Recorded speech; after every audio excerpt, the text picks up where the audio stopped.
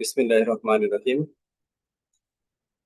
আজকে আমরা মাদকদ্রব্য নিয়ন্ত্রণ আইন 2018 এর বিভিন্ন প্রশ্ন নিয়ে আজকে ইনশাআল্লাহ আমরা আলোচনা করব।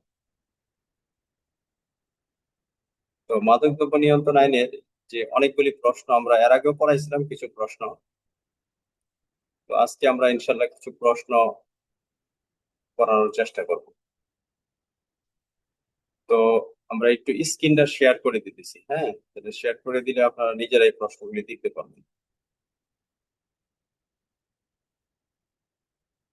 আচ্ছা, মাদকদ্রব্য নিয়ন্ত্রণ আইনের বিভিন্ন প্রশ্ন নিশ্চয়ই দেখতে পাচ্ছেন স্ক্রিনে। তো প্রথম প্রশ্নটা একজনে পড়েন দেখি, কে পড়তে পারবেন?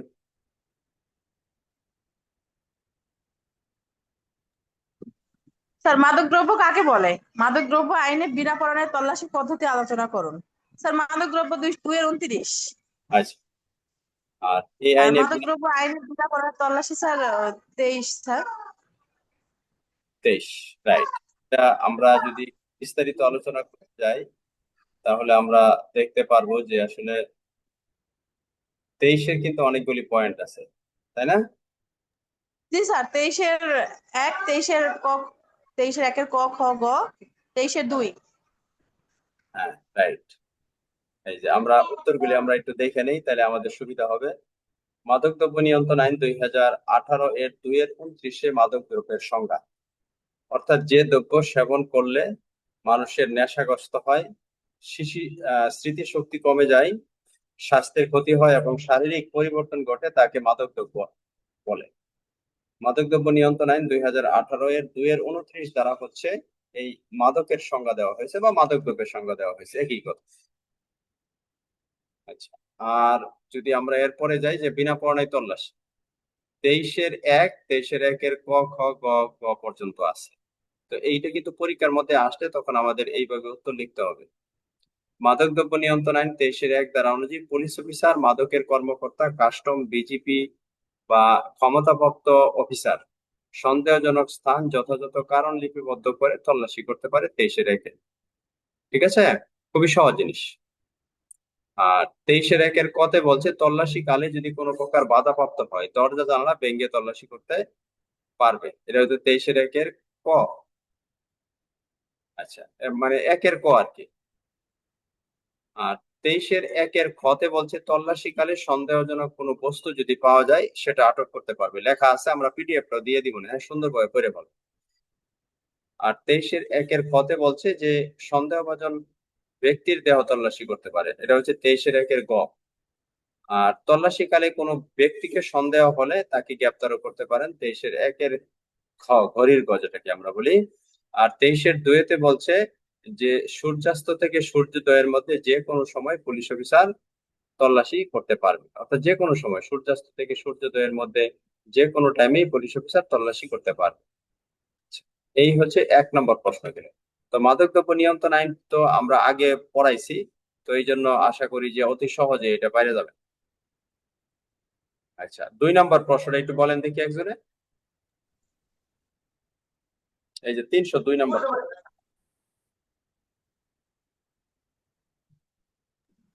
2018 সালে মাদকদ্রব্য আইনে প্ররোচনা দেওয়া, অর্থ যোগান দেওয়া, জায়গা দেওয়া শাস্তি কি? কি? হ্যাঁ, স্যার, অর্থ প্ররোচনা দেওয়া স্যার 40-41। আচ্ছা, অর্থ যোগান দেওয়া স্যার 40, প্ররোচনা দেওয়া স্যার 41, আর জায়গা দেওয়া স্যার 37,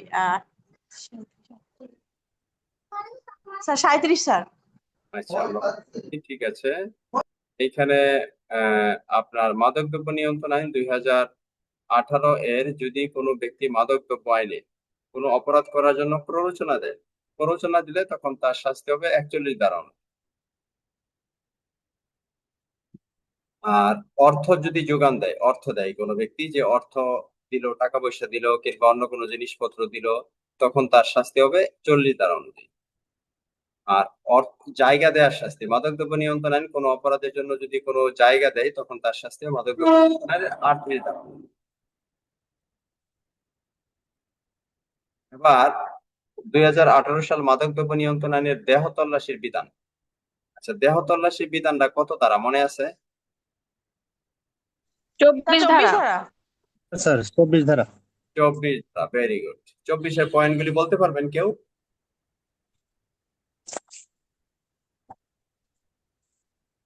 মনে আছে? স্যার 24-এর একটা হচ্ছে, যদি পুলিশ অফিসার মাদকদ্রব্যের স্থানে যদি কোনো ব্যক্তির সন্দেহ হয় যে তার শরীরে মাদক আছে, সেক্ষেত্রে তাকে আলট্রাসোনোগ্রাম, ইসিজি এবং এক্সরে করতে পারে। তারপর 2 হচ্ছে, মাদকদ্রব্যের স্থানে যদি কোনো ব্যক্তির গায়ে মাদকদ্রব্য থাকে, সেক্ষেত্রে তাকে আটক করতে পারে। তারপরে 3 হচ্ছে, যদি কোনো ব্যক্তি নেশাগ্রস্ত অবস্থায় থাকে, সেক্ষেত্রে তাকে আটক করতে পারেন। আর 4 হচ্ছে স্যার, যে পুলিশ অফিসারের প্রয়োজন মনে হলে ডোপ টেস্ট করতে পারে, এবং ডোপ টেস্ট পজিটিভ আসলে 36-4 ধারা অনুযায়ী শাস্তি। ভেরি গুড, সুন্দর, একদম বলে বলছে, সুন্দর হয়েছে। যাই হোক, তো মাদকদ্রব্য নিয়ন্ত্রণ আইনের এই যে দেহ তল্লাশির যে আপনার বিধান আছে এবং বিনা প্রণয় তল্লাশি 23 এবং 24, এই দুইটা দ্বারা কিন্তু খুবই ইম্পর্টেন্ট। এখান থেকে কিন্তু প্রশ্ন আসছে ইতিপূর্বে এবং সামনেও কিন্তু আসতে পারে, খুবই গুরুত্বপূর্ণ। হ্যাঁ, আজকে মাদকদ্রব্য নিয়ন্ত্রণ আইনের যতগুলি প্রশ্ন আসে আমরা সবগুলি প্রশ্ন আজকে শেষ করবো। হ্যাঁ, আজকে নতুন করা দিব না, কারণ হচ্ছে এই টাইমে তো অনেকেই মানে অফিস আওয়ার বা এই টাইমে আমরা একটু ব্যস্ত থাকি। তো আজকে আমি একটু ফ্রি, তো এই জন্য আজকে এই টাইমে ক্লাসটা নিলাম, বিকালে আবার একটু ব্যস্ত, যার কারণে এখন ক্লাসটা নেওয়া। তো মাদকদ্রব্য নিয়ন্ত্রণ আইনের এরপরের প্রশ্ন হচ্ছে, মাদকদ্রব্য উদ্ধার কাজে আইন প্রয়োগকারী সংস্থাকে বাধা দিলে বা শাস্তির ব্যবস্থা হয়নি এমন মাদক পাওয়া গেলে শাস্তি কত? মনে আছে ধারাটা? স্যার স্যার 42 ধারা আছে স্যার। মাদকের ওই যে শাস্তি না হলে, আর 42-এর 2 হচ্ছে স্যার, যে যদি সাহায্য না করে সে, আর আইন প্রয়োগকারী সংস্থাকে বাধা দিলে শাস্তি। 42-এর 2। সুন্দর। মাদকদ্রব্য নিয়ন্ত্রণ আইন 2018 আইন প্রয়োগকারী সংস্থাকে যদি কোনো ব্যক্তি বাধা দেয়, ঠিক আছে, আইন প্রয়োগকারী সংস্থাকে যদি বাধা দেয় তখন তার শাস্তি হবে 42-এর 2, ঠিক আছে, তখন তার শাস্তি হবে 42-এর 2। আচ্ছা, আর শাস্তির ব্যবস্থা করা হয়নি, শাস্তির ব্যবস্থা নাই এমন যদি কোনো মাদক পাওয়া যায়, তখন তার শাস্তি হবে 42-এ বা 42-এর 1 দিলেও হবে, সমস্যা নেই। শুধু 42-এর 1 হবে, 42-এর 1। আশা করি বিষয়টা বুঝতে পারছেন। এরপরে প্রশ্ন, মাদক দ্রব্য নিয়ন্ত্রণ আইন অনুযায়ী পুলিশ অফিসার কর্তৃক প্রকাশ্য স্থান ইত্যাদি আটক অথবা গ্রেপ্তারের পদ্ধতি আলোচনা করুন। কোন কোন ধারা আসবে বলেন দেখি? স্যার 21 ধারা আসবে স্যার। 21। এখানে 21 ধারা, ঠিক আছে। মাদকদ্রব্য নিয়ন্ত্রণ আইনের 21 ধারা অনুযায়ী পুলিশ অফিসারের সন্দেহ হলে মাদক বা মাদকের যন্ত্রপাতি, দলিল, দস্তাবেজ ইত্যাদি আটক করতে পারে। 21-এর ক, পুলিশ অফিসার সন্দেহভাজন ব্যক্তির দেহ তল্লাশি করতে পারে এবং দলিল, দস্তাবেজ এগুলি পাওয়া গেলে বিনা পণে গ্রেপ্তারও করতে পারে। এটা হচ্ছে 21-এর ক। তাহলে 21-এর ক খ দুটি আছে, ঠিক আছে। আচ্ছা, এরপরের প্রশ্ন, কখন মাদক দ্রব্যের লাইসেন্স, পারমিট এবং পাস বাতিল ও স্থগিত হয়ে যায় বলেন দেখি? স্যার 16 দ্বারা স্থগিত, 16 ধারা স্যার। 16 হচ্ছে, 17-তে স্থগিত আর 16-তে বাতিল। রাইট। তাহলে 16-র 1 আছে, 16 দিলেও হবে, অসুবিধা নাই। কেউ যদি 1 2 ক্লাসিফাই করতে পারে সেটা ভালো, আর যদি কেউ সরাসরি 16 লেখে তাও হবে।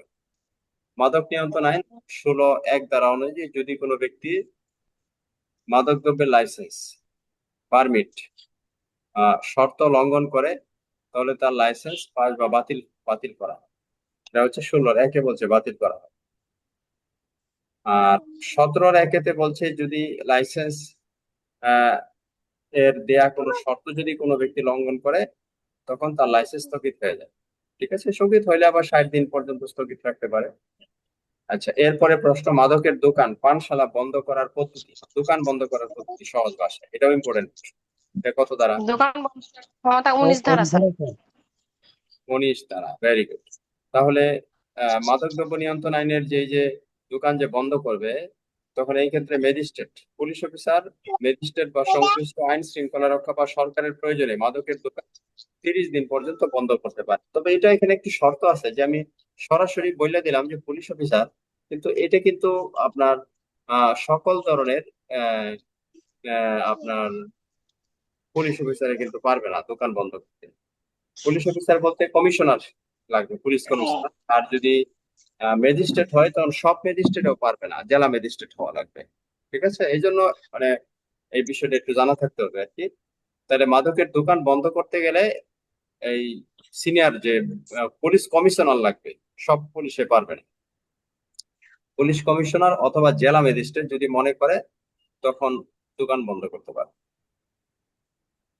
আর দোকান যদি 30 দিনের জন্য বন্ধ করতে পারবে প্রথম অবস্থায়, আরো 30 দিনের যদি বন্ধ করার প্রয়োজন হয় তখন মহাপরিচালকের নিকট থেকে একটা অনুমতি নিতে হবে। হ্যাঁ, এবং এই এই ধরনের আদেশ জারি করলে মহাপরিচালকের নিকট পত্র লিখতে হবে যে আমরা এই ধরনের আদেশ জারি করছি দোকান বন্ধ করার। মনে থাকবে? তাহলে আমরা এই এই 7টা প্রশ্ন অলরেডি করে গেছি। আজকে মাদকের সবগুলি প্রশ্ন ইনশাল্লাহ আল্লাহ যদি তৌফিক দেয় শেষ করে ফেলবো। এরপরে প্রশ্ন, কোন কোন ক্ষেত্রে অ্যালকোহল আমদানি রপ্তানি এবং পানের ক্ষেত্রে মাদক দ্রব্যের আইনের বিধান প্রযোজ্য হবে না? এটাও কিন্তু একটা বড় প্রশ্ন। অবশ্যই। স্যার 10 ধারা আসবে স্যার। আচ্ছা, তা পানের ক্ষেত্রে তো 11 ধারা। অ্যালকোহলের কথা বলছে যে, ও অ্যালকোহল। ঠিক আছে, এখানে আসি আমরা, 10ও আসবে, ঠিক আছে, এখানে পানের কথা বলছে, 11 আসবে, ঠিক আছে। আচ্ছা, মাদক আইনে 10-1 লাইসেন্সের শর্ত মেনে অ্যালকোহল আমদানি রপ্তানি মাদকের দ্রব্যের বিধান প্রযোজ্য হবে না। এটা হচ্ছে 10-1, ঠিক আছে। আর এই যে এটা হচ্ছে আপনার অ্যালকোহলের বিষয়, আমদানি রপ্তানির বিষয়, ঠিক আছে।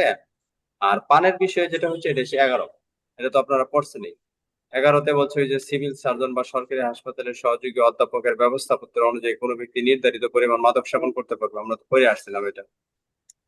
আর ওই যে এই চা বাগানের শ্রমিক, মুচি, মেথর, তারপর হচ্ছে আপনার ডুম, এই সমস্ত ব্যক্তিরা আপনার তাদের নিজেদের উৎপাদিত যে মাদকগুলি আছে সেগুলি তারা তৈরি করে নিজেরা মানে সেবন করতে পারবে। এই ক্ষেত্রেও বিধানটা প্রযোজ্য হবে না, সেটা আমরা পড়ছিলাম। তারপর আবার যে বিদেশি নাগরিকগণ লাইসেন্স প্রাপ্ত বারে বসে যদি তারা মাদক সেবন করে, এই ক্ষেত্রেও তাদের বিধান আপনার প্রযোজ্য হবে না, এই ক্ষেত্রেও তাদের কোনো অপরাধ হবে না। আচ্ছা, এরপরে প্রশ্ন, মাদক দ্রব্যকে স্যার ঔষধ হিসেবে, হ্যাঁ বলেন। স্যার শুধু আমাদের প্রশ্ন দেন স্যার, অ্যান্সার দেন না স্যার, সাথে এর সাথে আমাদের একটু এলোমেলো হয়ে যাচ্ছে। যাতে আমাদের প্রশ্ন দিলে আমরা খুঁজে খুঁজে বের করবো স্যার কোন কোন অ্যান্সার গুলো আসবে। আর এখানে অ্যান্সার থাকে বলে দিচ্ছি স্যার হুট করে। অ্যান্সারটা দেখেন না, তাহলে তো হয়। আচ্ছা, আমি তাহলে শুধু অ্যান্সার দেবো, তাই তো? চোখ চলে যা নাকি? শুধু প্রশ্ন দেন স্যার, শুধু প্রশ্ন দেন স্যার, অ্যান্সার দিয়ে না, অ্যান্সার সময়টা দিয়ে না স্যার। আচ্ছা, ঠিক আছে, আমি শুধু প্রশ্ন দিচ্ছি তাহলে। তাহলে শুধু প্রশ্নই হচ্ছে।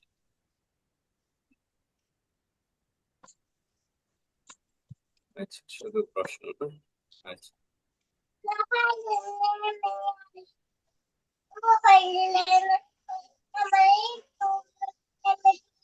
আচ্ছা, প্রশ্ন কোথায় গেল?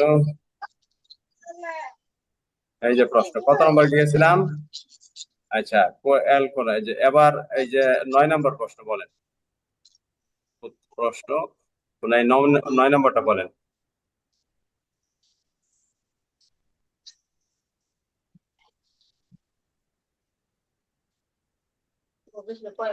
হ্যাঁ, বলেন একজনে। দেখি 9 নম্বর দেখতে আমি কই। হ্যাঁ, 9 নম্বর প্রশ্ন বলেন দ্রুত। মাদক দ্রব্যকে, মাদক দ্রব্যকে ওষুধ হিসাবে ব্যবহার করা যায়। কে মাদক দ্রব্যের বিষয়ে লাইসেন্স বা পারমিট দিতে পারেন? লাইসেন্স প্রদানের ক্ষেত্রে কি কি শর্ত আরোপ করা হয়? হ্যাঁ, স্যার এই মাদক দ্রব্য ওষুধ হিসাবে ব্যবহার করা যায় কি, এটা স্যার 11-র 1 ধারা হিসাবে যায় স্যার। ওই যে সিভিল সার্জন বা ডাক্তারের পরামর্শ অনুযায়ী মাদক দ্রব্যকে ওষুধ হিসাবে ব্যবহার করা যায়। কে মাদক দ্রব্যের বিষয়ে লাইসেন্স বা পারমিট দিতে পারে? স্যার এটা আপনার এই 13 ধারা। মাদক দ্রব্যের লাইসেন্স দিতে পারে স্যার মাদক দ্রব্যের মহাপরিচালক এবং ক্ষমতাপ্রাপ্ত ব্যক্তি। আর লাইসেন্স প্রদানের ক্ষেত্রে কি কি শর্ত আরোপ করা হয়? স্যার যদি 3 মাসের কারাদণ্ড বা 500 টাকার অধিক জরিমানা থাকে সেক্ষেত্রে 5 বছর অতিবাহিত না হলে লাইসেন্স দেওয়া হবে না, এবং লাইসেন্সের শর্ত ভঙ্গ করলে না, না। লাইসেন্স দেওয়া যাবে না, তাই তো? জি স্যার, সাজাপ্রাপ্ত হলে স্যার লাইসেন্স, মাদক দ্রব্য আইনে সাজাপ্রাপ্ত হলে লাইসেন্স দেওয়া যাবে না। আচ্ছা, ভেরি গুড। তাহলে আমরা উত্তরটা একটু দেখি, কত নম্বর প্রশ্ন? 7 নম্বর প্রশ্ন, তাই তো? আচ্ছা, 9 স্যার। 9 নম্বর প্রশ্ন না, 9 নম্বর প্রশ্ন, ভেরি গুড। আচ্ছা, আপনার উত্তরটা ঠিক আছে, তবু আমরা একটু টেস্ট করি যে আপনি উত্তর ঠিক বলছেন কিনা। মাদক দ্রব্যকে ওষুধ হিসেবে ব্যবহার করা যায় কি? কে মাদক দ্রব্যের লাইসেন্স এবং পারমিট দিতে পারে? মাদকের লাইসেন্স প্রদানে কি কি শর্ত আরোপ করা যায়? আচ্ছা, মাদক দ্রব্য ওষুধ হিসেবে ব্যবহার করতে গেলে এই যে 12 ধারা অনুযায়ী মহাপরিচালকের নিকট থেকে লিখিত অনুমতি অথবা ডাক্তার চিকিৎসকের প্রয়োজনে মাদক দ্রব্য ঔষধ হিসাবে ব্যবহারের জন্য ব্যবস্থাপত্র দিতে পারেন। এটা হচ্ছে 12 ধারা। ঠিক আছে। আচ্ছা, এই যে ঔষধ হিসাবে খাওয়ার জন্য এটা হচ্ছে 12 ধারা, এটা মনে রাখবেন। আচ্ছা, তাহলে একটু ভুল হয়েছিল, আমরা বলছিলাম 11, তাই না? বলছিলেন 11 বলছিলেন, তাই তো? স্যার আচ্ছা, 11 কয়ে তো স্যার এরকম কথাই আছে স্যার। 11 আছে এরকম, স্যার, কিন্তু তো আছে স্যার, কিন্তু 12 দ্বারা এটা বলা আছে ব্যবস্থাপত্র। ঠিক আছে। হ্যাঁ, কিন্তু ঔষধ ব্যবস্থাপত্রের কথা যে বলছে এখানে ডাক্তার, এই জি জন্য স্যার, এটা, এটা 12 ধারা। এই জন্য 12 স্যার ধারা। 11 কয়ে ধারা তো স্যার ওষুধ হিসেবে ব্যবহার করার জন্য স্যার এখানে বসে, এখানে 11 ক দেওয়া যায় না নির্ধারিত স্যার? পরিমাণে তো দেয়া আছে স্যার, ওইখানেও লেখা আছে স্যার, নির্ধারিত পরিমাণে ব্যবহার করতে পারেন ওষুধ হিসেবে। হ্যাঁ, নির্ধারিত পরিমাণ ঔষধ হিসেবে ব্যবহার করতে পারেন। ঠিক আছে, এই ধরনের একটা কথা আছে আর কি। হ্যাঁ, ওইখানেও আছে, ঠিক আছে। আচ্ছা, ওই ধারাটাও দিতে পারেন, 11টাও আনতে পারেন, সমস্যা নেই। আর তাহলে 11 আর 12 ধারা দিব না স্যার, হ্যাঁ, 11 ক আর 12 ধারা। হ্যাঁ, দুইটাই দিয়েন, সমস্যা নেই। আচ্ছা, কে মাদক দ্রব্যের বিষয়ে লাইসেন্স এবং পারমিট দিতে পারেন? এটা 13 ধারা, এটা উত্তর ঠিকই বলছেন যে মাদক দ্রব্য আইনে অধিদপ্তরের মহাপরিচালক বা তার নিকট থেকে ক্ষমতাপ্রাপ্ত কোনো ব্যক্তি লাইসেন্স দিতে পারেন, ধারা হচ্ছে 13। আচ্ছা, লাইসেন্সের ক্ষেত্রে কি কি শর্ত আরোপ করা যায়? 14 ধারা অনুযায়ী শর্তগুলি দিছে, ওই যে আমি তো এটা আগে পড়াইছিলাম, ওই যে 3 মাসের পরিমাণ আপনার কারাদণ্ড হলে এবং মুক্তি লাভের পর থেকে 3 বছর অতিবাহিত না হলে তাকে লাইসেন্স দেওয়া যাবে না। মাদক দ্রব্য আইনে সাজাপ্রাপ্ত হলে, 5 বছর লেখা স্যার। হ্যাঁ, স্যার আমরা যে পড়ছি স্যার 5 বছর লেখা দেখছি স্যার। ও 3 বছর স্যার এখানে অতিবাহিত, ওখানে কি 5 বছর লেখা ছিল? জি স্যার, 5 বছর জি স্যার। স্যার 5 বছর ছিল স্যার, 5 বছর ও, স্যার। তাহলে হ্যাঁ ঠিক আছে, তাহলে 5 বছরই হবে। স্যার কেন 500 ওই যে, টাকা জরিমানা আর 500 5 বছর স্যার, 500 টাকা হ্যাঁ, জরিমানা। 5 বছর, ঠিক আছে, ওটা 5 বছরে পড়াইছিলাম, কিন্তু ওই যে এখানে ওই যে 3 মাস লেখছি, তো ওটা ওর সাথে সাথে 3 এসে গেছে। ঠিক আছে, 5 বছরই হবে, ভেরি গুড, সুন্দর আইডিয়া। আচ্ছা, ঠিক আছে, ওটা 5 বছরই হবে, কারণ হচ্ছে ওই যে আপনার ওই যে 3 মাস লিখছিলাম যে ওটা টানে টানে 5 এসে গেছে, 3 এসে গেছে। আচ্ছা, এবার 10 নম্বর প্রশ্নটা একটু বলে ফেলান। মাদক আইনে কোন কোন ক্ষেত্রে লাইসেন্স দেওয়া যাবে এবং কোন কোন ক্ষেত্রে লাইসেন্স দেওয়া যাবে না আলোচনা করুন, যে কোনো একজনে বলেন। স্যার লাইসেন্স প্রদান 13 ধারা স্যার, লাইসেন্স দেওয়া যাবে 13 ধারা। হুম, ও না, লাইসেন্স দেওয়া যাবে স্যার 13 ধারা, কোনো কিছু এটা দেওয়া যাবে না।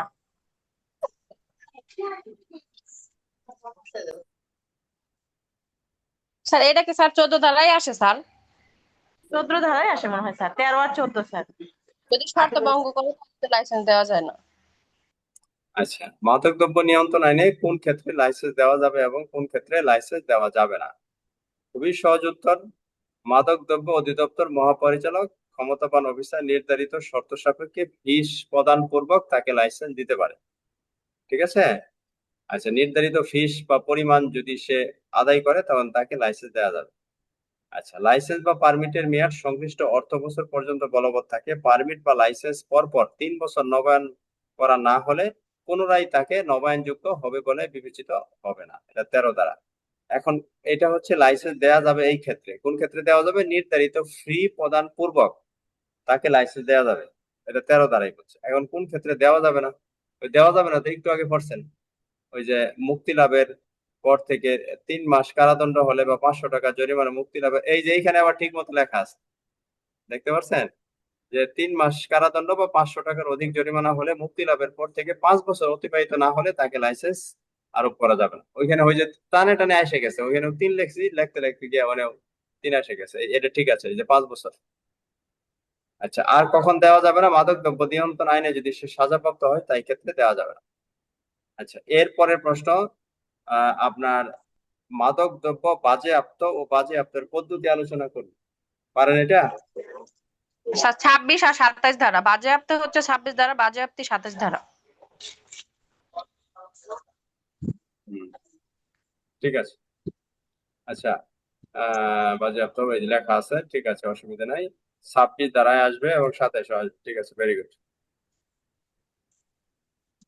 আচ্ছা, ঠিক আছে, তাহলে এটা তো বললে ফেললেন। এরপরের প্রশ্ন, আহ, কোন ক্ষেত্রে মাদক আইনে অপরাধীকে জামিনে মুক্তি দেওয়া যাবে এবং কখন জামিনে মুক্তি দেওয়া যাবে না? এটা একটা ভালো প্রশ্ন। কোন ক্ষেত্রে মাদক অপরাধীকে জামিনে মুক্তি দেওয়া যাবে এবং কখন জামিনে মুক্তি দেওয়া যাবে না?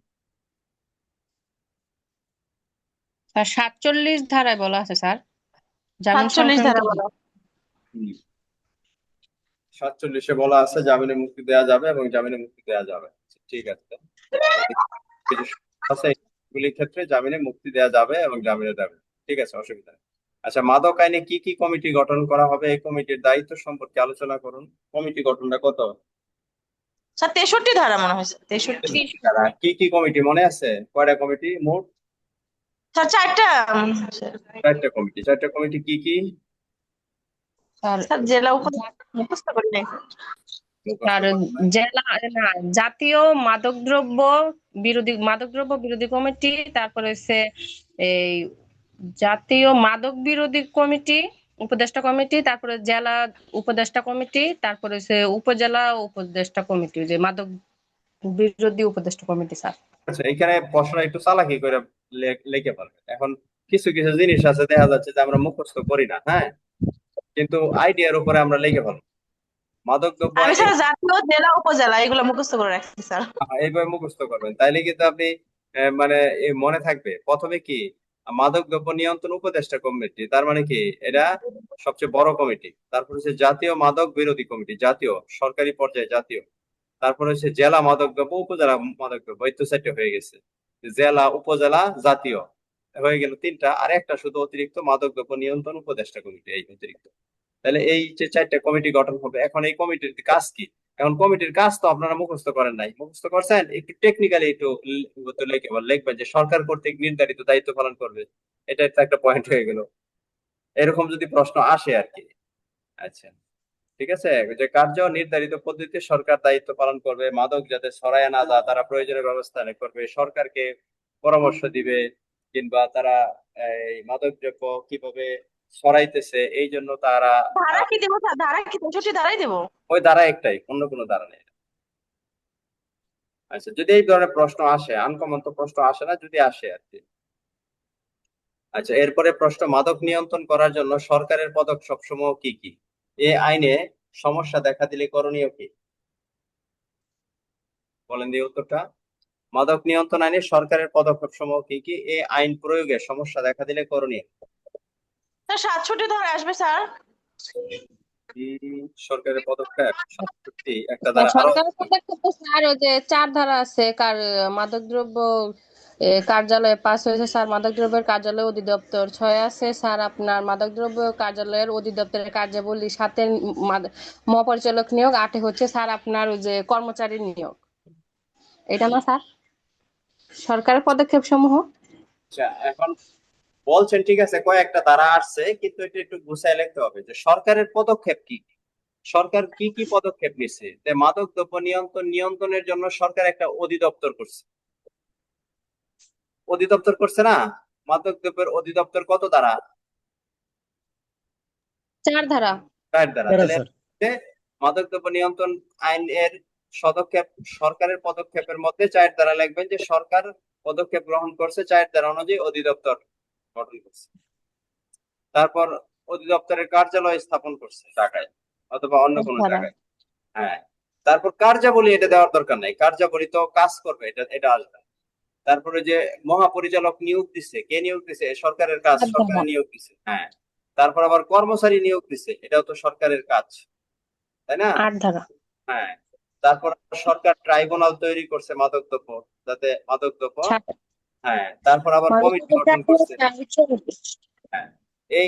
এই ধারাগুলি আসবে মাদক দ্রব্য নিয়ন্ত্রণ আইনে সরকার যেগুলি করছে আর কি। এটা আবার তালিকা প্রণয়ন। আচ্ছা, এরপরে প্রশ্ন হচ্ছে যে এই আইন প্রয়োগে যদি কোনো সমস্যা দেখা দেয়, তখন জটিলতা নিরসনে ওই যে গ্যাজেট প্রকাশের মাধ্যমে ছাড়ে গ্যাজেট প্রকাশের মাধ্যমে মানে এন প্রয়োগের মধ্যে যদি মনে করেন মাদক দ্রব্য প্রয়োগ করতে গিয়ে যদি কোনো সমস্যার সৃষ্টি হয়, নতুন কোনো সমস্যা, এই ক্ষেত্রে সরকার গ্যাজেট প্রকাশের মাধ্যমে এই নতুন সমস্যা গুলি সমাধান করবে। সহজ উত্তর, কঠিন কিছু না। আচ্ছা আমরা দ্রুত যাই, অনেকগুলি প্রশ্ন আছে তো শেষ করতে হবে, আজকে মাদকটা শেষ করে দিব। আচ্ছা এবার মাদক নিয়ন্ত্রণে পুলিশের পদক্ষেপ। পুলিশের মাদক নিয়ন্ত্রণে পুলিশ কি কি ক্ষমতা প্রয়োগ করতে পারে? মাদক নিয়ন্ত্রণে পুলিশের ক্ষমতা বা পুলিশের পদক্ষেপ বলতে পারি। পুলিশ আসবে স্যার, 20 আসবে, মাদকের দোকান বন্ধ করার ক্ষমতা স্যার পুলিশের। 21 হ্যাঁ আসবে। 21 হ্যাঁ আসবে দোকান, স্যার। হ্যাঁ দোকান বন্ধ করতে পারে, এটা একটা পুলিশের কাজ। 21 আসবে, হ্যাঁ এটা একটা কাজ।